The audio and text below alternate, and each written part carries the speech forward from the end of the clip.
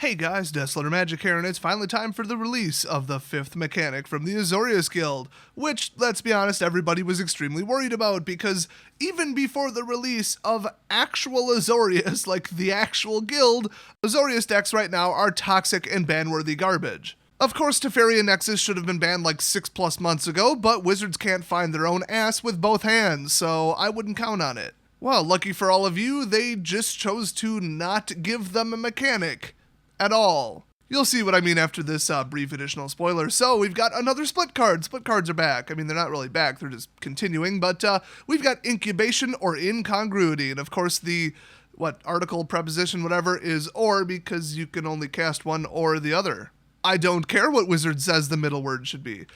So incubation, sorcery, speed, hybrid mana, very nice. Look at the top 5 cards of your library. You may reveal a creature card from among them, put it in your hand, put the rest on the bottom of your library in random order. So it hits 5, but it can't grab a land. Just a different form of adventurous impulse, basically. And then incongruity, which is only 3. I mean, that's actually pretty low for a right side of a split card in, these 2 blocks, I guess. It's instant speed, exile target creature, fantastic, but that creature's controller creates a 3/3 green frog lizard creature token. It's just turn to frog. That exile effect, though, that can get around some stuff. I mean, I'll take anything that can take down that stupid phoenix. So overall, I think this will actually be a pretty tasty card for anything Simic and even some things outside of Simic. So let's reveal the new mechanic for Azorius. It's called Addendum, and it isn't a mechanic at all. It's literally just a filler term to pretend that there's some kind of central theme. Let me just read what they wrote. Addendum is a new ability word. Ability words don't have any inherent rules meaning. So addendum is more of a label than anything else. So to reiterate, we made a bunch of cards do whatever we wanted them to do anyway, and then we slapped this label on them to make it look like they have anything in common when they all do something completely different.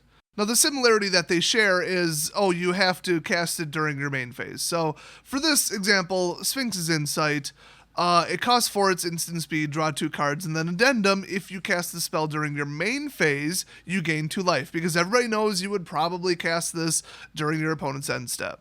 So if you're sitting on this and a counterspell, the 2 life probably isn't worth burning 4 of your mana, and you're going to cast it during their end step anyway.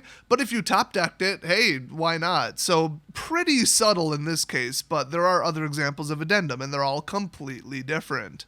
So here we've got a 7-cost instant mythic card, by the way, Emergency Powers, and that's some Bolas horns right now, so I think pretty well confirmed that Azorius is under the control or influence of Bolas, and they sided with him. You know, because we needed another reason to hate blue-white. So, each player shuffles their hand and graveyard into the library, anti-mill, nice, then draws 7 cards, exile emergency powers. So just a really overpriced Wheel of Fortune. But, addendum, if you cast this spell during your main phase, which you reasonably could, you may put a permanent card with converted mana cost 7 or less from your hand onto the battlefield.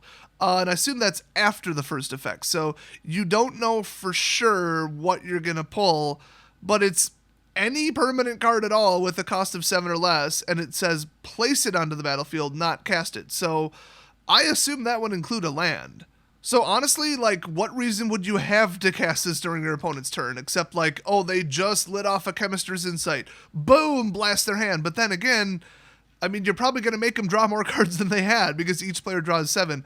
Honestly, I think this card's garbage, but it's a really powerful effect. So if somebody can get to that high of mana, probably by adding green, and they need to get new cards, they need to refill their hand like Bomat Courier, this could be really powerful and really, really popular. But other than that, I think this card's complete garbage. I've said it before and I'll say it again. Any card that benefits your opponent just as much as it benefits you, probably not worth playing. If you cast this against a burn deck, you are dead. The free casting bonus is very significant, but remember, it's unreliable because you don't know what you're going to draw unless you placed a card on top of your library, because you don't actually...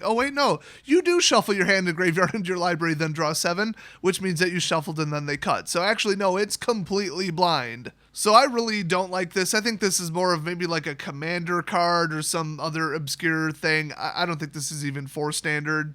But Addendum, I mean, the basic underpinnings of it is the card does something additional if you cast it during your main phase instead of some other time. So if it's like some kind of control spell, like what if they have a counter spell with Addendum? Like, what are the odds? I mean, why doesn't somebody just not cast something during one of your main phases?